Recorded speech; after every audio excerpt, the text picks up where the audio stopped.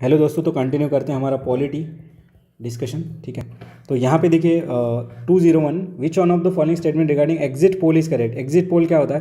तो जब भी इलेक्शन होता है उसके बाद ये बता देंगे भाई किसको कितने सीट्स मिलेंगे। तो यहाँ पे देखिए exit poll is a term use to denote the post election survey of the votes regarding the candidates who favoured they have exercise their franchise. तो ये है exit poll. Exit poll and opinion poll are one and the same. गलत है। Opinion poll तो ये तो vote देने के पहले होता है। Exit poll is a device through which result voting can be most exactly prepared. भाई एग्जैक्टली कैसे, यही बता देते फिर इलेक्शन कमीशन की ज़रूरत ही क्या है। उसके बाद देखिए exit poll is an administrative device made recently by. ये भी गलत है। ठीक है, ये कोई एडमिनिस्ट्रेटिव नहीं है। यहाँ पे आंसर है हमारा वन ओनली। चलिए आगे बढ़ते हैं। नेक्स्ट हमारे पास चीज़ें है अभी। यस,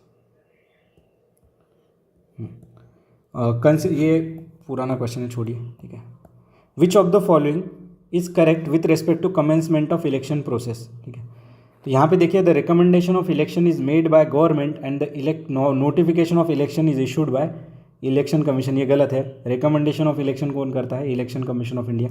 ठीक है, recommendation of election is made by election commission and the notification for the election is issued by home ministry. ये भी गलत है। ठीक है, उसके बाद देखिए D, both exercise of making recommendation of election and issuing the notification is done by election commission. ये भी गलत है। यहाँ पे आंसर है हमारा C, the recommendation of election is made by election commission and notification for the election is issued by president and governor of the state concern. तो देखिए इसके बारे में जब मैंने रिवर्स इंजीनियरिंग करी तो यहाँ पे चीज़ें पता लगी कि भाई section 14 of representation of people act में ये चीज़ें लिखी है। यहाँ पे क्या होता है, president of India gadget of India में ये चीज़ डेट इन्फॉर्मेशन सारी चीज़ें यहाँ पे प्लेस करते हैं। तो यहाँ पे आंसर है देखिए कि भाई रिकमेंडेशन ऑफ इलेक्शन कौन करता है? Election commission of India. And notification कौन देता है? प्रेसिडेंट या फिर गवर्नर। चलिए आगे बढ़ते हैं। Next, which one of the following is the extra constitutional device for securing cooperation and coordination between the states in India. तो यहाँ पे देखिए national development council, governors conference, zonal council देखिए स्टैट्यूटरी बॉडी और इसका जो चेयरमैन होता है होम मिनिस्टर होता है। एंड इंटरस्टेट काउंसिल देखिए ये हमारी कॉन्स्टिट्यूशनल बॉडी है, आर्टिकल 263। तो जैसे हमने 4 हटाया हमारे पास आंसर आया यहाँ पे 1 2 3। ये 4 गया 3 4 ये गया, यहाँ पे आंसर आ गया हमारा ए। आगे बढ़िए, which of the following are the matters on which constitutional amendment is possible only with the ratification of state legislature not less than 1/2 of the state। देखिए एक बार आया था कि ये 1/4 ऑफ द स्टेट होता है, 1/3 ऑफ द स्टेट होता है। तो याद रखिए 1/2 ऑफ द स्टेट की बात होती है यहाँ पे जब भी कोई फेडरल चीज़ें हमें चेंज करनी होती है। अब देखिए election of the president article 53, representation of states in the parliament, any of the list in the 7th schedule और अबोलिशन ऑफ लेजिस्लेटिव काउंसिल। देखिए अबोलिशन ऑफ लेजिस्लेटिव काउंसिल के ऊपर सेपरेट क्वेश्चन आ चुके हैं। ये देखिए आर्टिकल 169 के अंदर होता है। ठीक है, यहाँ पे क्या होता है, जो स्टेट लेजिस्लेटिव असेंबली है वो स्पेशल मेजोरिटी के साथ एक रिजोल्यूशन पास करती है और वो पार्लियामेंट के पास आता है और पार्लियामेंट में लोकसभा उसको सिंपल मेजोरिटी से पास कर देती है। फिर यहाँ पे स्टेट लेजिस्लेटिव काउंसिल अबोलिश या फिर बनाना ऐसी चीज़ें हो जाती है। ठीक है, तो 4 हटाओ, यहाँ पे आंसर पाओ। तो हमारा आंसर है यहाँ पे 1 2 3। आगे बढ़ो, who among the following have the right to vote in the election of both Lok Sabha and Rajya Sabha. तो लोकसभा एंड राज्यसभा में वोट करने का किसको अधिकार है? तो elected member of lower house of the legislature. ठीक है, लोकसभा में तो करेगा ही करेगा वो एमपी के लिए, और राज्यसभा में कैसे करेगा?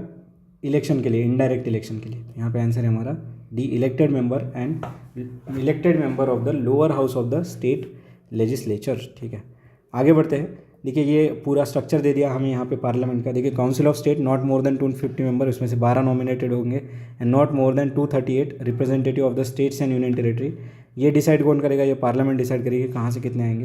हाउस ऑफ पीपल 552, इसमें से देखिए not more then 530 representative of state plus not more then 2 nominated. ये तो गलत हो गया। देखिए 530 स्टेट से आ रहे हैं तो अभी बचे कितने हमारे पास? 20 जो कि यूटी से आएंगे। और ये कौन डिसाइड करेगा? ये पार्लियामेंट डिसाइड करेगा। और यही यहाँ पे हमारा आंसर है। ठीक है, not more than 20 representatives of the union territory decided by parliament. ठीक है, आगे बढ़िए। Article 156 of the constitution of India provide governor shall hold the office for the term of 5 year from the date on which he enters upon the office. Which one of the following is deduce from this. ठीक है, तो क्या deduce होता है? No governor can be remove from his office till the completion of term. गलत भाई, pleasure of president पे रहता है, ये कभी भी उठा के निकाल सकते हैं इसको। No governor can continue in office beyond a period of 5 year. ये भी गलत बात है, continue till the new governor comes. तो यहाँ पे आंसर है हमारा नीदर 1 and 2। देखिए एनालिटिकल क्वेश्चन था। उसके बाद देखिए 209, विच one of the following states in India does not have legislative council so far even though the constitution 77th amendment act 1956। तो देखिए क्या है, not have a legislative council. तो यहाँ पे मध्य प्रदेश में लेजिस्लेटिव काउंसिल नहीं है। आगे बढ़ते हैं। आर्टिकल 15 के बारे में क्वेश्चन है, prohibition of discrimination on the ground of religion, article 15 of constitution is the fundamental right classifiable under. तो देखिए आर्टिकल 15 जो है, देखिए आर्टिकल 14 से लेकर 18 जो है वो इक्वलिटी के अंदर आते हैं, राइट टू इक्वलिटी, ठीक है। यहाँ पे आंसर है हमारा डी, ठीक है।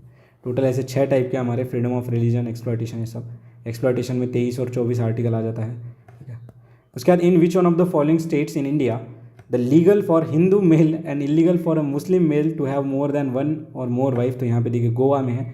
तो गोवा में देखिए ये पहला स्टेट है जहाँ पे यूनिफॉर्म सिविल कोड है, लेकिन यहाँ के प्रोविज़न बहुत ही अटपटे से हैं कि अगर शादी हो गई और अगर तुम्हें बेबी, अगर बच्चा नहीं हो रहा है, ठीक है, वो भी मेल बॉय, ठीक है, तो वहाँ पे जो हस्बैंड है वो दूसरी शादी कर सकता है, ठीक है, एक लड़का होने की चाह में। तो ये भी वहाँ पे लीगल है, ठीक है। आगे बढ़िए, agriculture income is assign to the state government by, ठीक है, एग्रीकल्चर इनकम इज असाइन। तो देखिए ये कॉन्स्टिट्यूशन ऑफ इंडिया ने दिया है कि भाई एग्रीकल्चर इनकम टैक्स कौन लगाएगा, तो ये स्टेट गवर्नमेंट लगाएगी, ठीक है। आगे बढ़िए, which one of the following is not explicitly stated in constitution of India but followed as a convention. देखिए finance minister to be the member of lower house, ऐसा कहीं नहीं है, ठीक है। Prime minister has to resign if he loses the majority in lower house, ये सही बात है यहाँ पे, ठीक है। ये यहाँ पे देखिए prime minister has to resign if he loses the majority in lower house, it is not explicitly stated in constitution but it is followed as a convention. उसका देखिए all the parties of India are to be represented in the council of minister, ये गलत है।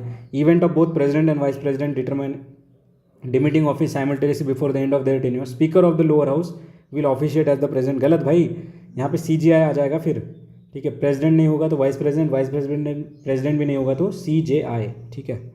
उसके बाद देखिए next, which one of the following is incorrect in respect to the local government in India, ठीक है। इनकरेक्ट कौन सा है, तो according to the Indian constitution local government is not an independent tier of the federal system, according to the Indian constitution local government is not a independent tier in the federal system, ये सही बात, ठीक है।